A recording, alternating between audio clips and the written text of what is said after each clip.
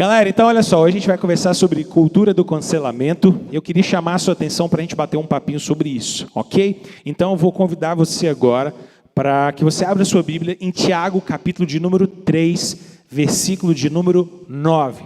Abra aí a sua Bíblia, Tiago 3, versículo de número 9, para a gente poder ler esse texto que vai ser a abertura da nossa reflexão e do nosso bate-papo. Abra aí comigo a sua Bíblia, por favor, em Tiago, capítulo de número 3, versículo de número 9.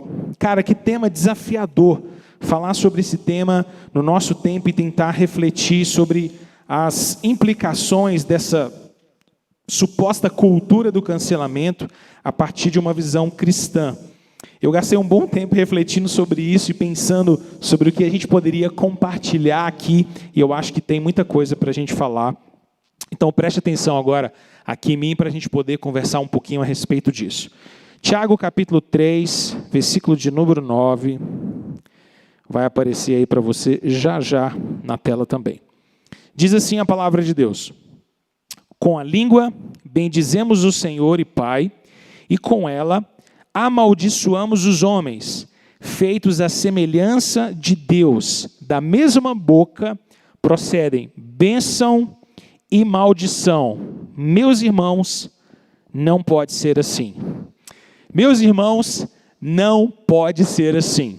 Não dá para a gente sustentar uma cultura e um movimento e uma inclinação, esse impulso de cancelar pessoas, de destruir pessoas com a nossa fala, com aquilo que a gente diz, com o nosso discurso, com a nossa crítica, com as nossas mensagens, com os nossos posts. Tiago está dizendo, olha, da mesma boca procede bênção ou maldição. Meus irmãos, não pode ser assim. Vamos orar mais uma vez? Ore comigo agora. Vamos orar ao Senhor e falar com Ele agora, pedir ao Senhor que Ele abençoe a minha vida e abençoe a sua vida enquanto a gente conversa um pouquinho a respeito desse tema. Então, para um pouquinho agora. Peça ao Senhor aí no seu coração, fale, Deus, por favor, fala ao meu coração, abençoa a minha vida aqui nessa noite, nesse momento, para que eu seja edificado pela Tua palavra em nome de Jesus. Deus, muito obrigado, Senhor, por estarmos aqui, obrigado por esse tempo de adoração, de louvor, pela nossa galera reunida, mesmo que remotamente, obrigado, Senhor. E agora nós pedimos a Ti que essa palestra, esse bate-papo, possa falar ao nosso coração e nos edificar. À medida que a gente olha para a palavra do Senhor, à medida que nós olhamos para a revelação do Senhor, para a Bíblia, e buscamos direção para o nosso coração, e buscamos orientação para o nosso coração. Deus, fala conosco, nos ensina a Tua vontade, nos ensina a Tua verdade. Essa é a nossa oração, e o nosso clamor e o nosso pedido, no nome precioso de Jesus. Amém e amém. Então, olha só, galera, enquanto você vai ouvindo e refletindo aqui comigo, já vai pensando na sua perguntinha, porque eu vou te acompanhar aqui no chat para a gente poder interagir, beleza?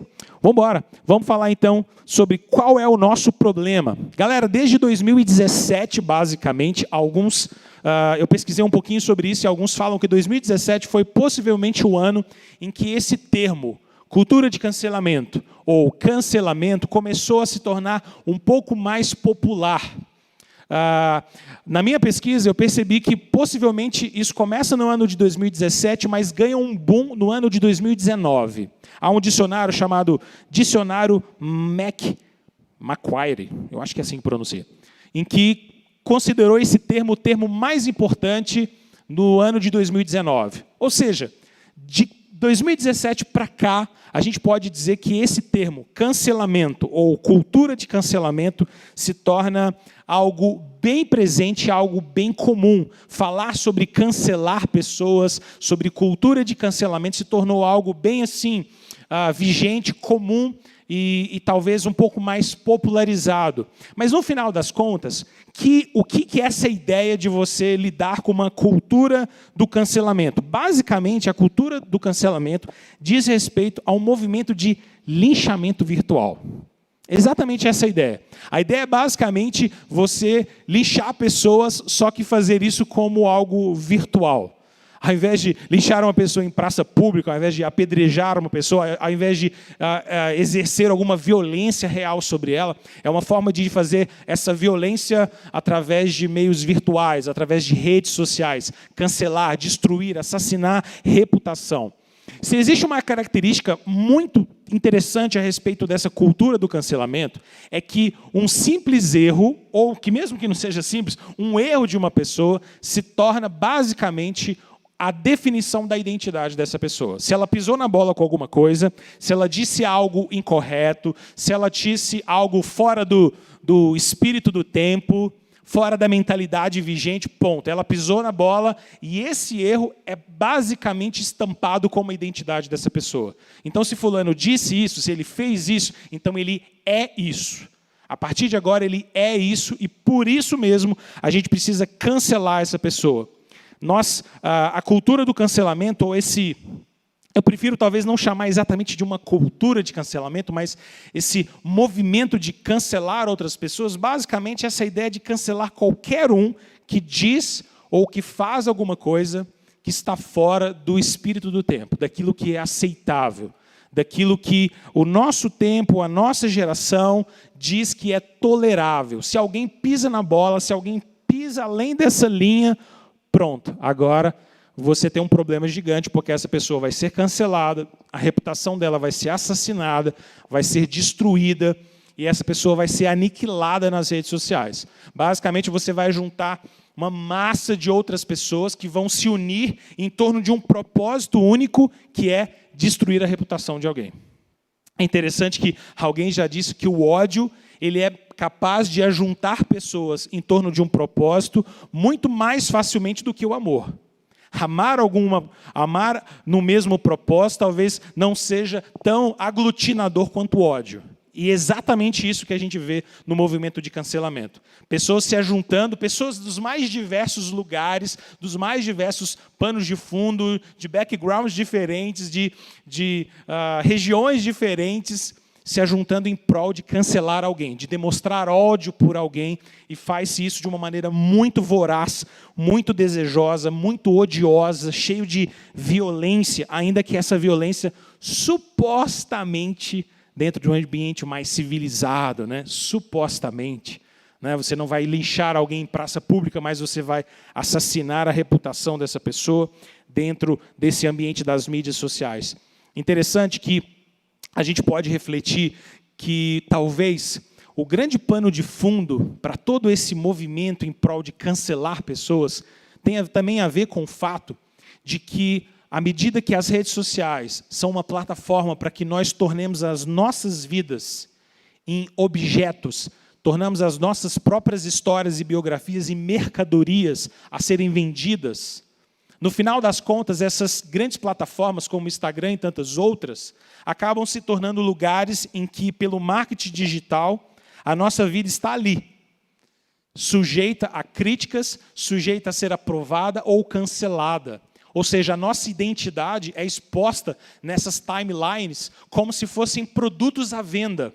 No final das contas, o produto somos nós.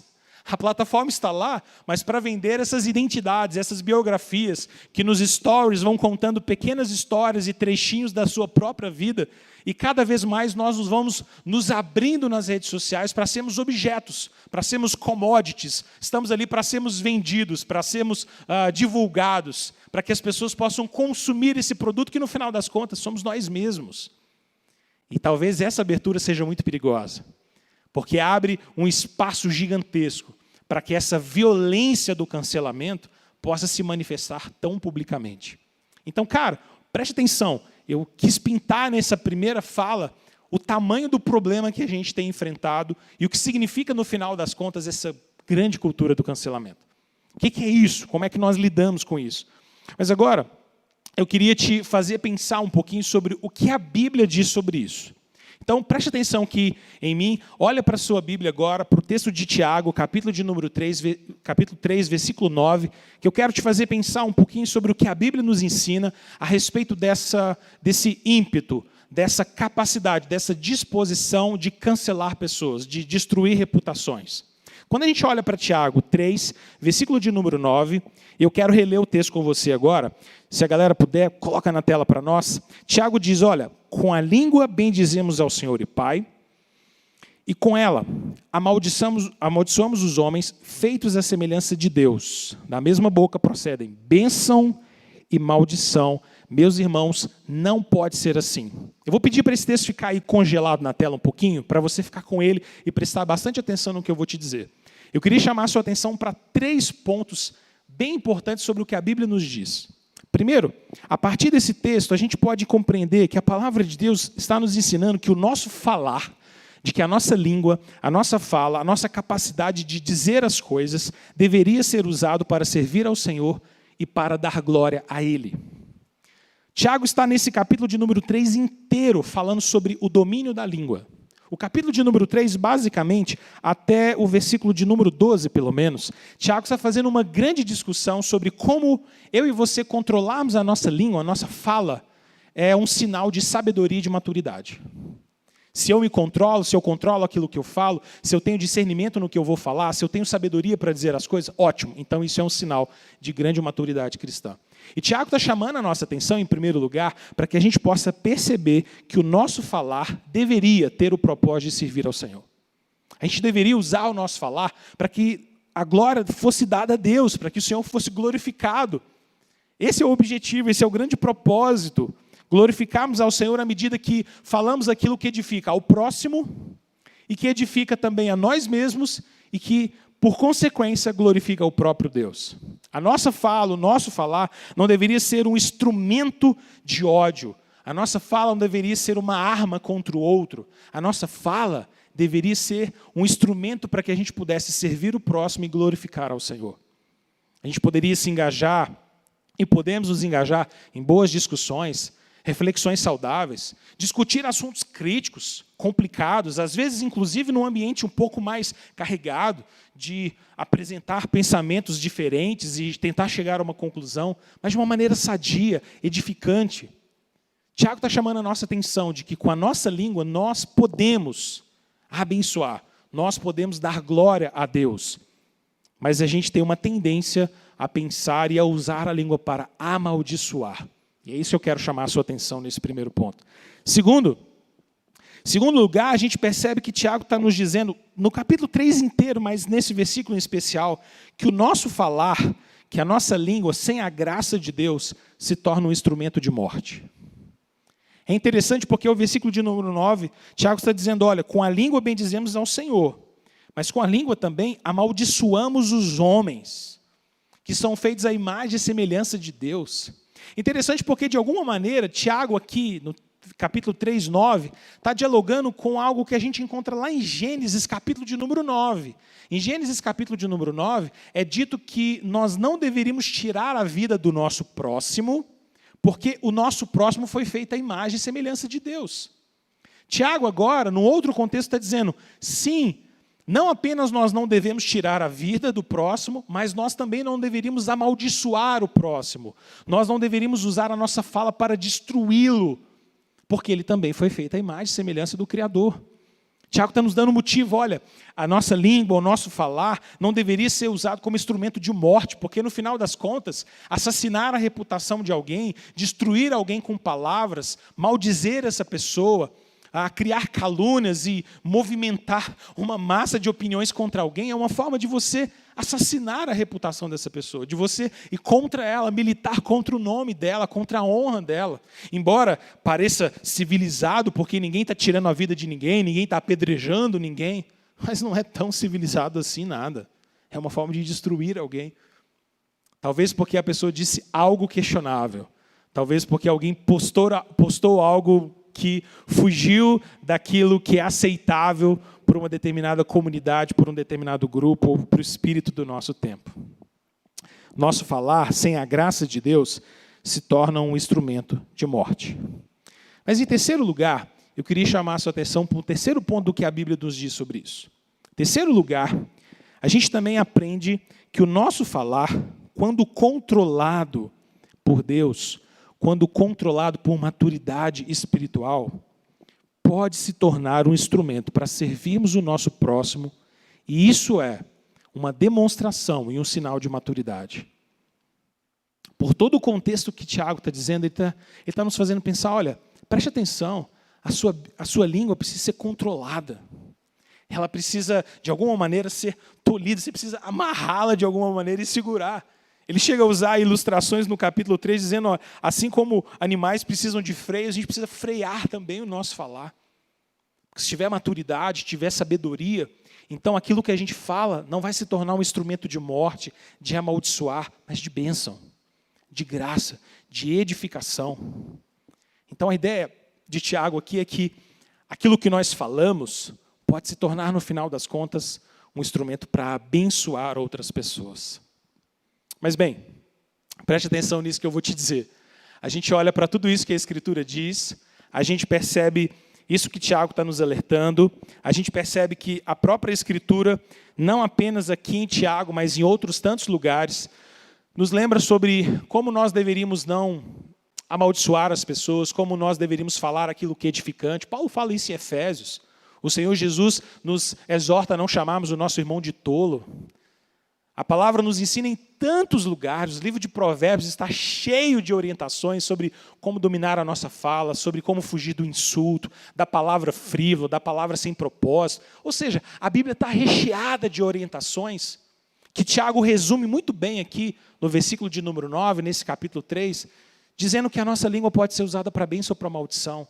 Mas a pergunta é, por que que nós acabamos muito frequentemente optando por usar o nosso falar para destruir alguém, para cancelar alguém, ao invés de edificar alguém?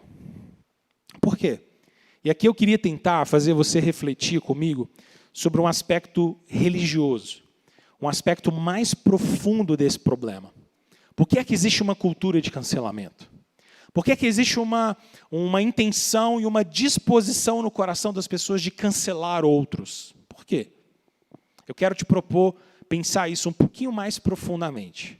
A gente saísse de uma análise meramente superficial, é porque alguém não gosta de fulano. Não, vamos tentar pensar isso um pouco mais profundo.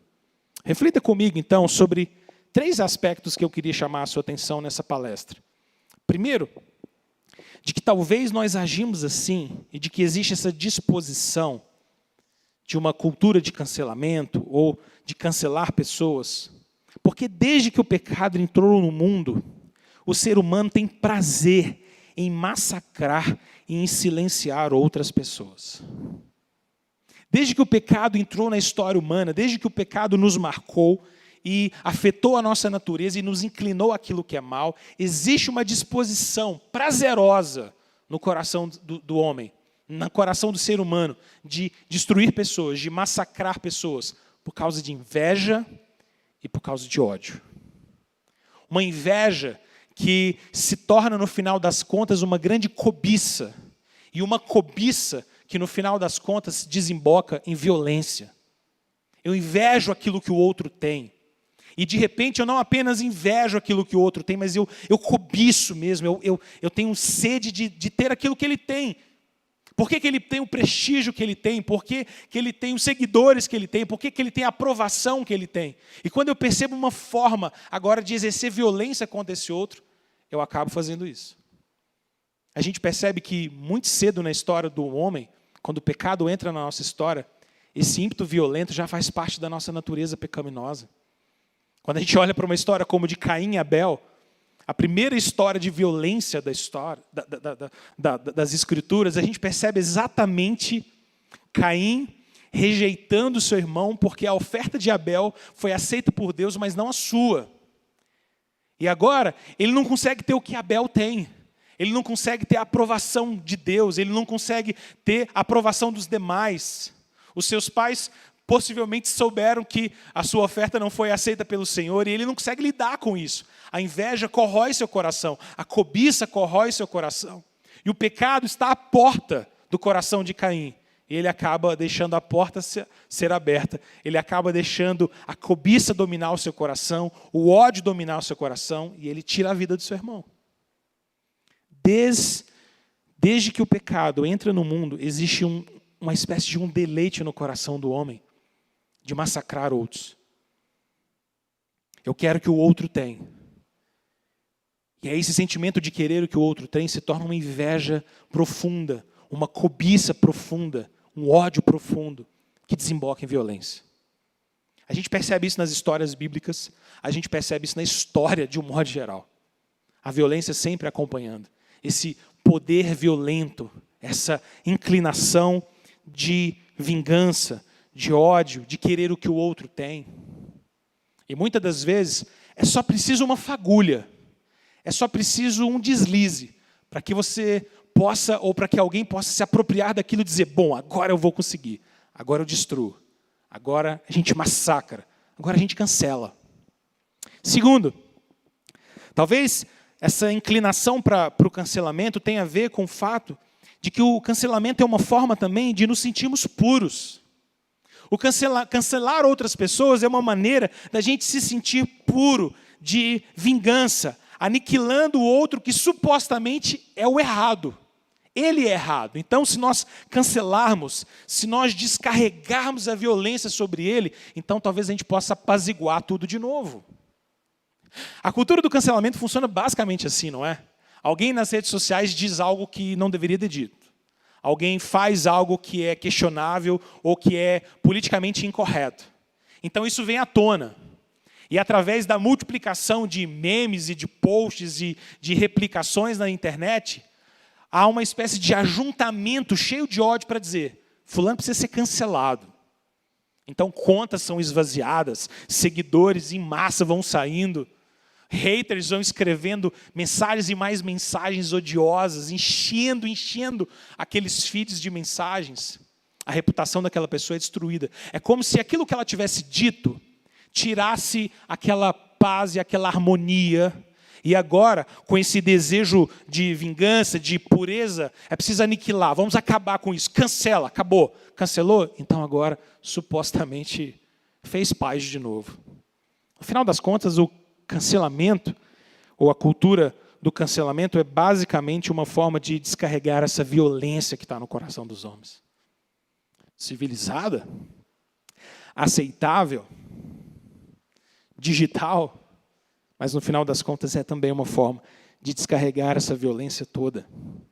É interessante, e eu quero chamar a sua atenção para esse terceiro ponto, de que a cultura do cancelamento é uma cultura profundamente moralista. Ela é extremamente moralista. Porque no final das contas, o que alguém está fazendo ao cancelar outro é dizer, essencialmente dizer, eu sou mais certo do que você. Eu sou mais justo do que você. Isso que você fez não é aceitável. Então agora nós somos justiceiros da internet. A gente precisa cancelar você, porque o que você falou não é certo, não é aceitável. De alguma maneira, é como se, ao cancelar alguém, você se sentisse mais justo. Fosse uma forma de expiar os pecados, acabar com os problemas, tornar o outro uma espécie de escape do nosso problema. Vamos escolher alguém para ser uma espécie de bode expiatório, para que ele possa levar a culpa. Olha, esse tipo de pensamento é intolerável. Então, para provar que é intolerável, vamos massacrar publicamente essa pessoa, vamos então acabar com a reputação dela como uma forma de dizer, olha, isso é inaceitável, isso não é correto, nós somos mais justos, por isso nós somos os canceladores. E agora está resolvido. E aí você encontra uma aparente paz. É interessante porque essa mentalidade do cancelamento, gente, ela é extremamente moralista. Extremamente moralista. É sempre alguém que se coloca numa posição de dizer, eu sou mais certo que você, eu sou mais justo que você, eu sou mais santo que você. O que você está dizendo não é aceitável, então nós vamos cancelar você. Nós vamos cancelar você. Cara, esse é o quadro horroroso do coração humano. Esse desejo e esse prazer do ódio, porque é mais fácil odiar do que amar, porque é mais fácil cancelar alguém do que convencer alguém, porque é mais prazeroso, talvez, expressar uma opinião de ódio sobre alguém do que, em amor, tentar conquistar aquela pessoa. Como é que Deus, em Cristo Jesus, pode resolver este problema do nosso coração? Porque a gente percebe que essa é uma inclinação do coração humano. Isso tem a ver com os efeitos do pecado em nós. Então, eu queria chamar a sua atenção agora para como Deus em Cristo Jesus resolve esse problema. Eu queria levar você agora a meditar comigo em Marcos 14, versículo 53. Vou te dar um tempinho para você abrir sua Bíblia, enquanto isso eu vou abrindo a minha aqui também. Marcos 14, versículo 53. Como Jesus resolve esse problema? Marcos 14, versículo 53. É uma passagem de mais ou menos uns 10 versículos, eu acho, mas eu quero lê-la com você, rapidinho, e chamar a sua atenção. Marcos 14, 53 diz assim: levaram Jesus ao sumo sacerdote, então se reuniram todos os chefes dos sacerdotes, os líderes religiosos e os mestres da lei. Pedro seguiu de longe até o pátio do sumo sacerdote. Sentando-se ali com os guardas, esquentava-se junto ao fogo. Os chefes dos sacerdotes e todo o sinédrio estavam procurando depoimentos contra Jesus. Preste atenção nos detalhes dessa narrativa. Procurando depoimentos contra Jesus, para que pudessem condená-lo à morte, mas não encontravam nenhum. Não conseguiam encontrar nenhum depoimento. Muito bem, muitas testemunharam falsamente contra ele, versículo 56. Mas as declarações deles não eram coerentes, não fazia sentido. Então se levantaram alguns e declararam falsamente contra ele: nós o ouvimos dizer, destruirei esse templo feito por mãos humanas e em 3 dias construirei outro, não feito por mãos de homens. Mas nem mesmo assim o depoimento deles era coerente, não fazia sentido. Depois o sumo sacerdote levantou-se diante deles e perguntou a Jesus: você não vai responder à acusação que estes lhe fazem? Mas Jesus permaneceu em silêncio e nada respondeu. Quero chamar muito essa atenção para esse versículo. Mas Jesus permaneceu em silêncio e nada respondeu. Versículo 61. Outra vez, o sumo sacerdote lhe perguntou: você é o Cristo, o Filho do Deus bendito? E aí, então Jesus disse: sou. E vereis o Filho do Homem assentado à direita do Poderoso, vindo com as nuvens do céu. O sumo sacerdote, rasgando as próprias vestes, perguntou: por que precisamos de mais testemunhas? Vocês ouviram a blasfêmia? O que acham? Todos julgaram digno de morte. Todos julgaram digno de morte. Então alguns começaram a cuspir nele, vendaram-lhes os olhos, dando-lhe murros, diziam: profetize! E os guardas o levaram, dando-lhe tapas. Eu não sei se você consegue ter a mesma percepção que eu tenho, mas quando eu olho para essa cena, a gente percebe literalmente uma cena que, traspassado para o nosso tempo e considerando as devidas atualizações, a gente percebe uma espécie aqui de destruição. O ódio conjunto do sinédrio, de pessoas que estão ali assistindo um julgamento falso, com acusações falsas, sem nenhuma legalidade, sem nenhum instrumento justo de condenação. Jesus é condenado por uma série de testemunhas falsas e acusações infundadas. As pessoas ficam ali tentando inventar coisas contra ele. E o texto diz, Marcos vai insistindo com a gente, de que nem mesmo o sinédrio via muita coerência. Os caras iam falando: oh, eu tenho alguma coisa para testemunhar. E aí dizia alguma coisa, mas não fazia sentido. Não tinha muita lógica, as acusações eram meio desconexas. Mas eles estavam lá, tentando testemunhos para poder difamar Jesus, para poder falar contra ele, para poder encontrar um crime que ele tivesse cometido, uma blasfêmia que ele tivesse dito, algo que fosse absurdo, que fosse palpável, que desse para condenar Jesus de verdade. Mas testemunha após testemunha, fala após fala, não dava, não se tornava palpável, não tinha coerência no que eles estavam falando. Mas estava tudo montado, o palco estava montado. O sinédrio tinha que arrumar um jeito de destruir Jesus ali. Jesus precisava sair daquela reunião naquela noite condenado. Esse era o ímpeto, esse era o desejo do sinédrio. Não tem como, a gente precisa cancelar, tem que pôr fim ao ministério desse homem, é o que ele está falando. Esse rabi, Jesus, não pode sair daqui essa noite. Ele precisa sair daqui e ser condenado. Então a gente precisa arrumar algo que seja palpável, que precisa acabar com ele. Jesus não era aceitável para o espírito do seu tempo. Os religiosos não estavam aceitando aquilo que Jesus estava fazendo. Era um incômodo. Mais tarde, nem Pilatos vai aceitar. Porque a ideia de que Jesus é o rei dos judeus é complicada, é politicamente controversa. Não dá para aceitar alguém que se diz o próprio Deus, que se diz o rei dos reis, que se diz superior ao templo. É preciso silenciar esse homem, é preciso fazê-lo calar. Mas é interessante porque em todo momento que Jesus é acusado, em todo momento que Jesus é criticado, que eles blasfemam e testemunham falsamente contra ele, ele permanece em silêncio. Eu olho para essa passagem e a gente percebe algumas lições interessantes que eu acho que dialogam muito sobre o que a gente tem vivido hoje, nessa cultura de cancelamento, ou nesse movimento de cancelar e destruir pessoas, tão próprio do nosso tempo, tão típico da nossa geração.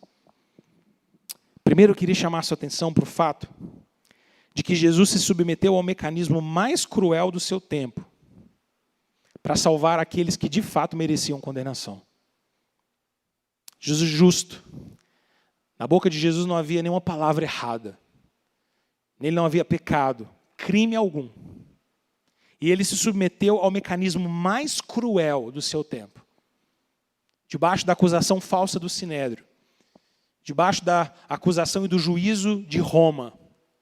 Para que ele pudesse salvar aqueles que de fato merecem e mereciam condenação eterna.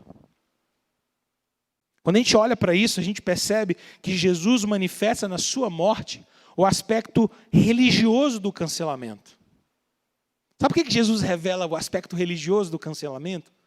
Porque no final das contas, cancelamos outras pessoas, ou se cancela outras pessoas, para se sentir puro, para se sentir justo.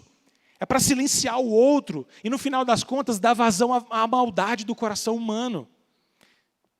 No final das contas, a morte de Jesus na cruz é uma forma de mostrar estampadamente, claramente, de que aqueles que estavam ali o cancelando, o odiando, o destruindo, inventando mentiras contra ele, estavam no final das contas simplesmente dando vazão à maldade do seu coração. Eram filhos das trevas, filhos da escuridão, filhos do mal. A acusação era sempre mentirosa, era maligna, era maldosa. Tentando de alguma maneira destruir, silenciar, fazê-lo calar, humilhá-lo publicamente. No final das contas, Jesus revela o aspecto mais religioso daquilo que nós fazemos. Muitas das vezes nós queremos silenciar o outro para nos sentirmos melhores.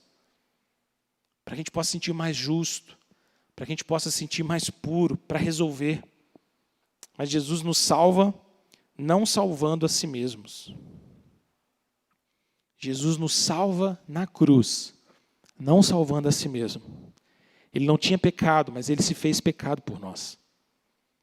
Mas em segundo lugar, esse texto de Marcos também nos ensina que quando Jesus é acusado e agora é levado até a crucificação, e a gente está perto dessa semana da Páscoa, não é?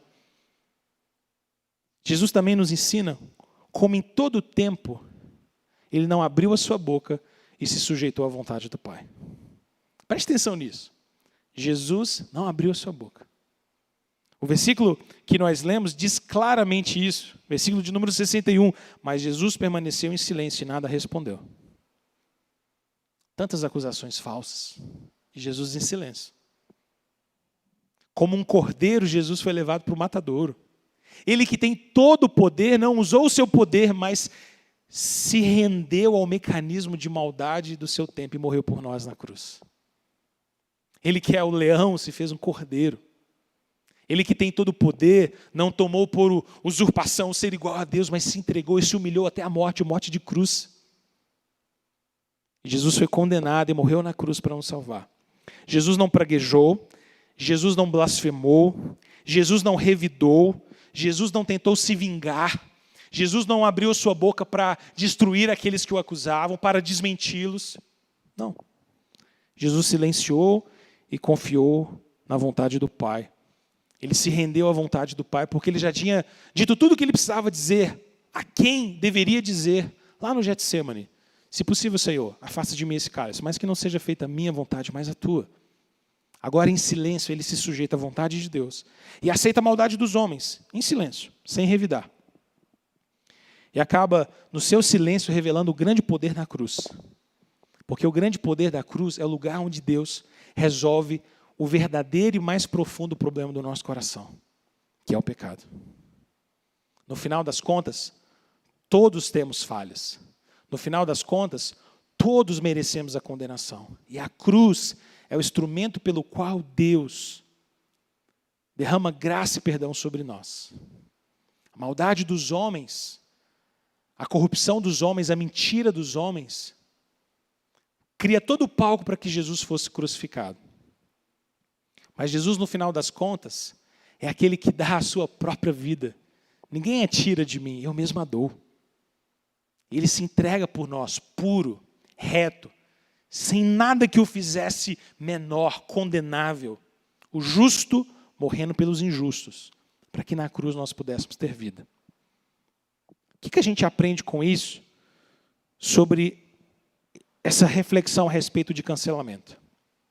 Eu queria te fazer pensar sobre duas coisas no final dessa palestra e eu termino com isso. Primeiro, eu queria te fazer pensar que eu e você não precisamos linchar outras pessoas. A gente não precisa cancelar outras pessoas só para nos sentirmos justos e seguros. Só para nos sentirmos puros e moralmente superiores. Você não precisa disso. Porque na cruz, Cristo nos redimiu de toda iniquidade. E na cruz, Ele pagou os nossos pecados, Ele nos fez justos verdadeiramente. Na cruz, Jesus nos lembrou que no final das contas, todos nós somos condenados. Sem Cristo, sem a graça, todos nós merecemos a condenação eterna. Existe um escrito de dívida contra nós. Existe uma acusação real contra nós. Então nós não precisamos assumir essa posição moralista de nos juntarmos em ódio contra alguém e querer cancelar as pessoas, destruir as pessoas. A gente não precisa mais nos relacionarmos uns com os outros com tanta animosidade, com tanta hostilidade, dando vazão a essa perversão e a maldade no nosso coração. Não, Cristo morreu em nosso lugar para nos libertar disso, para nos fazer justos verdadeiramente, para pagar por todos os nossos pecados, para que a minha inclinação para o mal, para que a sua inclinação para o mal fosse pregada na cruz de Cristo e o nosso velho homem morresse com Ele na cruz, para que a gente pudesse viver novidade de vida. Segundo, eu queria te fazer pensar que na cruz de Cristo nós somos libertos desse impulso de vingança.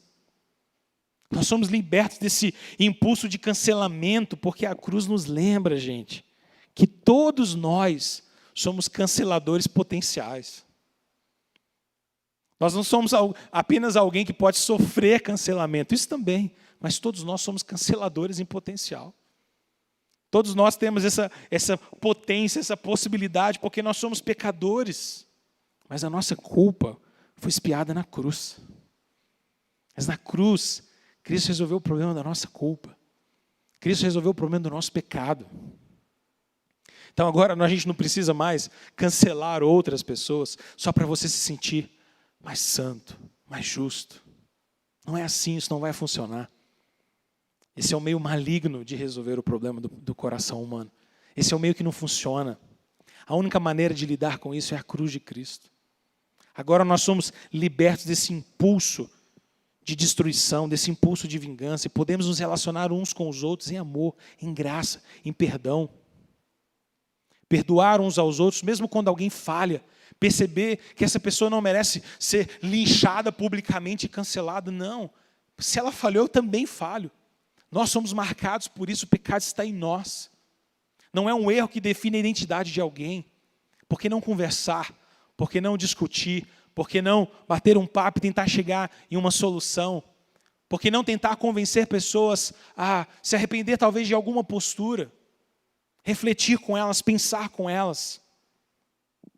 E também isso nos ensina de que ao imitarmos verdadeiramente a Jesus, quando nós imitamos Jesus de verdade, nós também tomamos esse caminho de sacrifício, esse caminho sacrificial, em que a gente não se ajunta aos canceladores, querendo revidar, querendo pagar na mesma moeda, querendo dizer, porque fizeram isso comigo, então eu vou fazer também. Então vou responder, então vou entrar nessa briga, então também vou postar, então também quero dizer, então também vou negativar o que você está dizendo. Não, esse não é o caminho. Nosso caminho é de nos sujeitarmos à vontade de Deus, aos projetos de Deus e a confiar no Senhor. Jesus nos liberta desse impulso que todos nós temos, como potenciais canceladores que nós somos.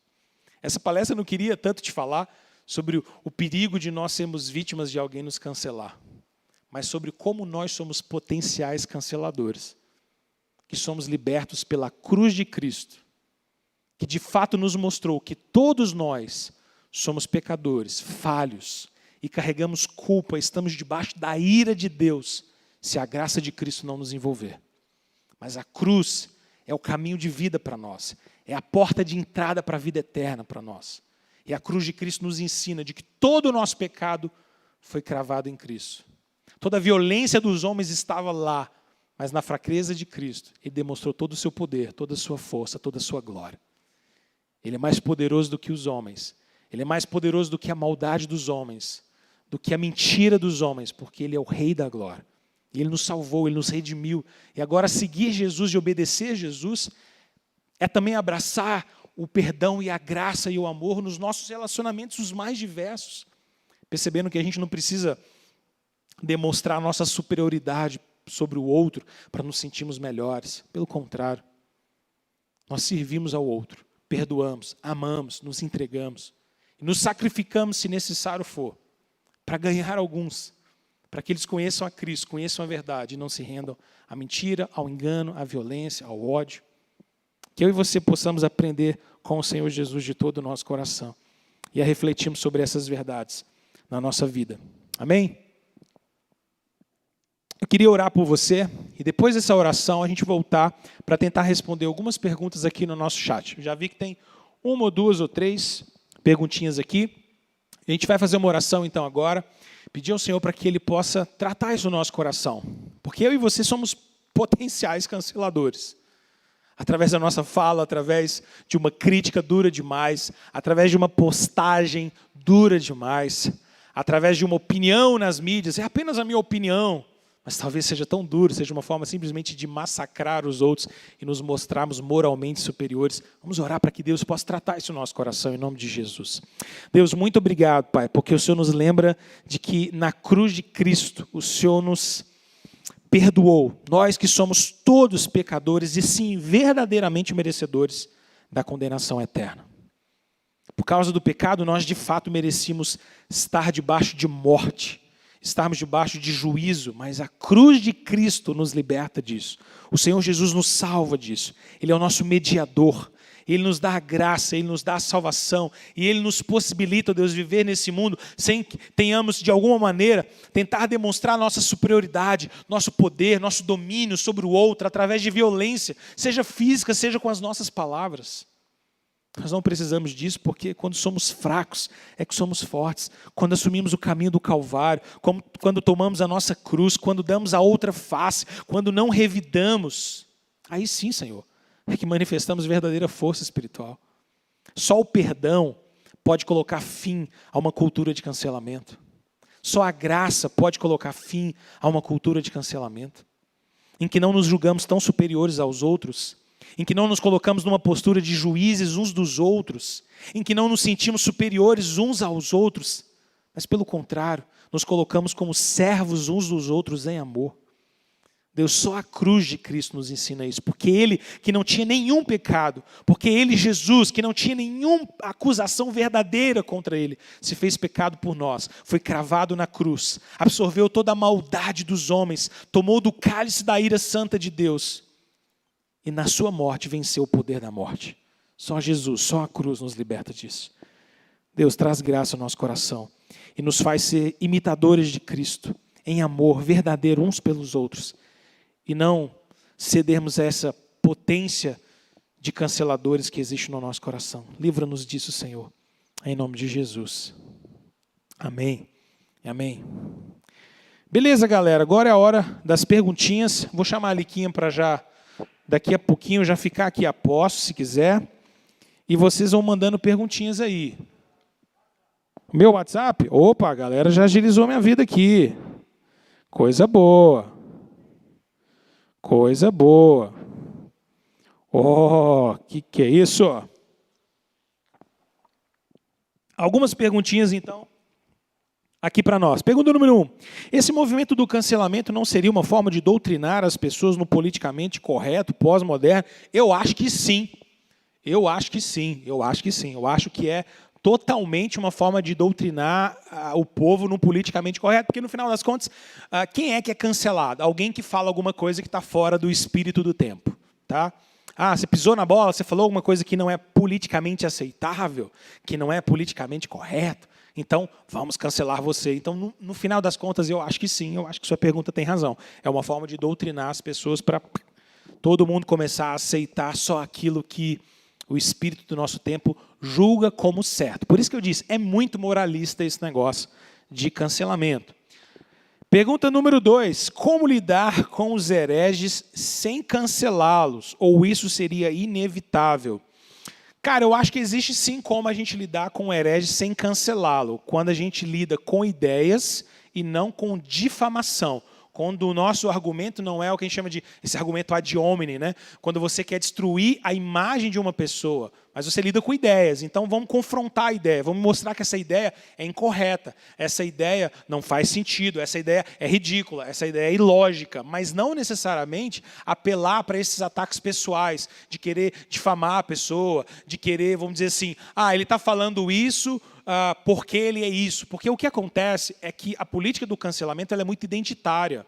Por que eu digo que ela é identitária? Porque você pega o erro da pessoa e transforma isso numa coisa que caracteriza a identidade dela. Então vamos destruir a identidade dessa pessoa pelo que ela disse. Poxa vida, a gente deveria discutir ideias e não querer destruir a identidade de alguém. Percebe? Então o nosso problema, na minha visão, é de que a gente faz muito essa identificação. Tá bom? Terceiro lugar, como podemos, como cristãos, ajudar pessoas que foram canceladas e sofrem com isso? Eu acho que com essa mensagem de hoje.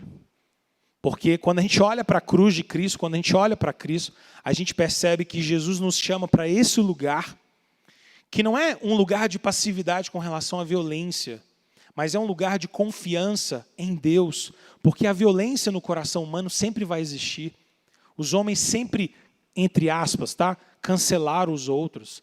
Houve sempre massacres, assassinatos, violência contra a imagem de alguém, contra a honra de alguém, maledicências, mentiras. Sempre houve. A história do homem é marcada por isso, por essa violência constante, incessante. Quando a gente olha para a cruz de Cristo, a gente tem um abrigo, a gente tem um lugar de graça, em porque a gente pode se aproximar de Cristo e assim como Ele foi ultrajado, sofreu, foi humilhado, mas em tudo confiou no Pai, nós também podemos confiar. E lembrar de que aqueles que são humilhados, um dia serão exaltados. De que quando nós estamos debaixo da graça do Senhor, Ele é o nosso refúgio nesse momento. A cruz é sempre a resposta para nós. É sempre a resposta verdadeira. Quarta perguntinha. Nós cristãos, muitas vezes não cancelamos outros irmãos em Cristo doutrinariamente? Acho que sim. E é por isso que eu insisti nessa palestra de que esse impulso, esse potencial cancelador existe dentro de cada um de nós. Isso é o residual do pecado dentro do nosso coração. Mesmo crentes, por causa do pecado que ainda persiste em nós, nós somos assim potenciais canceladores. A gente quer, destruir as pessoas. E isso depende do ambiente. Pode ser destruir alguém doutrinariamente, querer manchar a imagem de alguém só porque ele tem uma doutrina diferente da minha. E aí dentro do meu ambiente, dentro do meu contexto, aquilo é uma coisa ridícula, aquilo é uma coisa passível de riso, de chacota, de humilhar aquele sujeito. Então, eu acho que existe sim essa tendência no nosso coração. A gente precisa se arrepender disso. E a gente precisa abandonar isso. Como lidar com cancelamentos dentro da igreja? Eu acho que na pergunta anterior eu já meio que respondi, né? Porque no final das contas é isso, a gente precisa sempre da cruz de Cristo e abandonar esse ímpeto de cancelamento, né?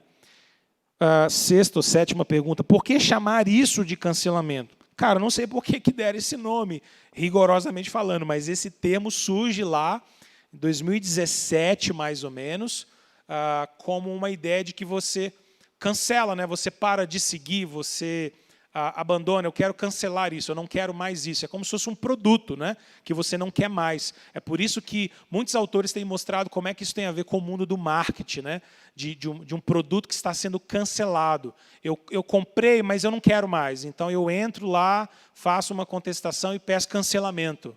Eu não quero mais isso. Né? Veio do Twitter?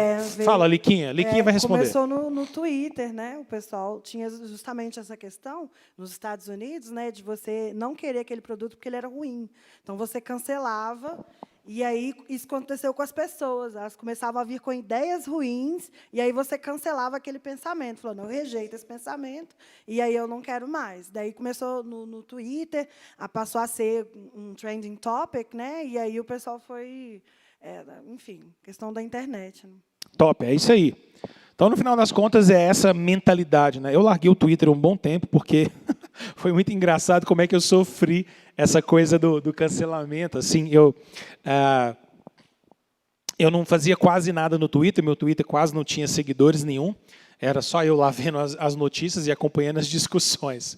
Então, um determinado dia, eu estava acompanhando uma discussão de uma galera cristã, e aí uma dessas influencers aí do Twitter, cristã e tudo mais, ela postou uma coisa lá, numa crítica meio politicamente correta, assim, e eu achei meio infundada, sem muita base e tudo mais. E eu fui cair na bobeira, cara, fui cair na bobeira de ir lá e fazer uma observação e tal. Para que eu fui fazer isso? Desnecessário, porque aí toda a militância dela veio em cima de mim e a galera começou a me detonar ali nos próximos tweets e tal. E aí eu percebi que a galera já estava falando coisas a partir do meu perfil. Quer dizer, os caras já tinham entrado no meu perfil, visto coisa no meu perfil, e puxando aquilo, dizendo, olha, quem é você para falar uma coisa dessa? Olha isso, olha que sei que lá. E eu falei, cara, que é isso? Que coisa louca, velho. Só porque eu postei um negocinho tão pequenininho, só dei uma opinião e tal. E aí eu falei, cara, chega de Twitter, fui lá, apaguei o meu tweet, apaguei o meu Twitter mesmo, a minha conta, falei, chega, tô fora. Beleza? Então é isso. Tem mais alguma perguntinha aí? A cultura de boicotes que existe há tempos na igreja evangélica é similar à cultura de cancelamento? Eu acho que é. Eu acho que é parecido, né? Porque essa cultura de boicotes ela é um pouco questionável. Eu entendo o que está por trás, mas eu acho ela um pouco questionável. Por que eu acho ela questionável? Porque você pega um ponto e você decide tomar aquele ponto como um critério para você identificar uma determinada empresa ou tudo mais, como algo que precisa ser cancelado, abandonado. Mas isso, normalmente, se você olhar para o que acontece, é o seguinte, esse cancelamento ele acontece num determinado momento, ele dura um determinado espaço de tempo, e depois que ele dura, acabou, ninguém mais fala nisso. E eu tenho a impressão de que todo mundo volta à vida normal. Porque você não tem a lista das empresas que estão canceladas, a lista que os cristãos não podem usar, vamos dizer assim. E eu acho um pouco questionável porque se faz isso com algumas, mas não faz com outras. Então é como se você tivesse meio que coando mosquito e engolindo um camelo inteiro. Tá? Você tem empresas que talvez tenham políticas muito questionáveis do ponto de vista cristão, em que mesmo assim ninguém está cancelando ou criando um movimento de boicote contra elas, mas depois não, você pega uma que vem à tona, aí tem todo esse movimento da rede social que provoca uma comoção, e aí todo mundo se engaja em ódio, em revanchismo, em vingança contra aquilo. Vamos cancelar, vamos mostrar para eles, vamos tirar o que eles têm de mais precioso, que é o dinheiro deles e os clientes, eles vão ver que não podem mexer com os evangélicos. Eu acho que isso não é muito cristão. Eu acho que isso é bem estranho. E não vejo muita base bíblica para a gente agir dessa forma com relação a essas coisas. Não estou dizendo que a gente não deva criticar, não estou dizendo que nós não possamos emitir opiniões e, inclusive, fazer observações a respeito disso. Não estou dizendo que, individualmente, nós não possamos ter critérios próprios de dizer, bom, eu não compro dessa marca ou eu prefiro não me envolver nisso. Ótimo, mas transformar isso num grande movimento de boicote, de cancelamento, me parece muito semelhante a isso que a gente está conversando aqui. Como pregar na cultura do cancelamento? Já que sua opinião diverge do ouvinte, você já é ofensivo. Essa é uma pergunta legal. Como é que a gente pode pregar, né, falar do evangelho numa política do cancelamento? Ontem eu estava lendo um capítulo do Fé na Era do Ceticismo, do Tim Keller. E é muito legal que o Tim Keller, em um determinado capítulo, no Fé na Era do Ceticismo, ele diz assim, olha, a gente precisa lidar com o fato de que, inevitavelmente, o cristianismo sempre vai ser uma afronta para alguém. Ele sempre vai ser uma afronta. Se ele é o cristianismo, se o cristianismo verdadeiro, bíblico, está sendo pregado, ele sempre vai enfrentar, em algum contexto, em alguma medida, algum tipo de rejeição. E a gente precisa lidar com isso. Não tem como fugir disso. Porque, na verdade, isso é inevitável. Porque o cristianismo é a verdade, então ele vai confrontar a mentira. Então, neste caso, é melhor sofrermos por causa da justiça de Cristo, é melhor sofrermos por causa da glória de Cristo e, com isso, nos alegrarmos, como a Escritura nos diz. Alegrarmos por sofrermos perseguição pelo nome de Cristo. Não é? Se nós somos criticados, se nós somos cancelados por causa do Evangelho, então isso deveria ser motivo da gente se alegrar. Porque eles perseguiram antes o nosso Senhor. E por que não nos perseguirão? Esse é o discurso de Jesus, essa é a resposta de Jesus em Mateus 5, no Sermão do Monte. Não é? Galera, eu acho que fechou por aqui. Essas perguntas foram muito legais, eu acho que respondi aqui a todas que vocês mandaram, e a galera me ajudou a organizar essas perguntas. Então, vamos fechar, vamos terminar louvando ao Senhor e bendizendo o nome dEle. Depois desse momento de louvor, a gente já vai fechar. Então, fica aí com a gente cantando mais essa canção e que Deus possa te abençoar. Galera, muito, muito, muito feliz de ter vocês aqui online, de acompanhar com a gente. Depois, não esquece, deixa o seu like nesse vídeo aqui. Se você puder, divulga esse vídeo para outras pessoas. É só clicar e compartilhar. Vai ser muito bom outras pessoas serem edificadas. Mande para amigos que já passaram por isso, amigos com quem você, de repente, já até conversou sobre esse assunto. Pode ser legal e pode cooperar com a reflexão dele, tá bom? Então, não deixa de curtir, não, de fazer parte do nosso canal. Isso ajuda muito a gente poder levar esse canal para abençoar outras pessoas. Que Deus te abençoe nessa noite, que o Senhor derrame graça sobre você e que Ele guarde a sua vida em nome de Jesus. Fique com Deus, galera. Até o nosso próximo Conexão, se Deus quiser, e também aos nossos GFs durante a semana. Que o Senhor te abençoe e derrame graça sobre a sua vida em nome de Jesus.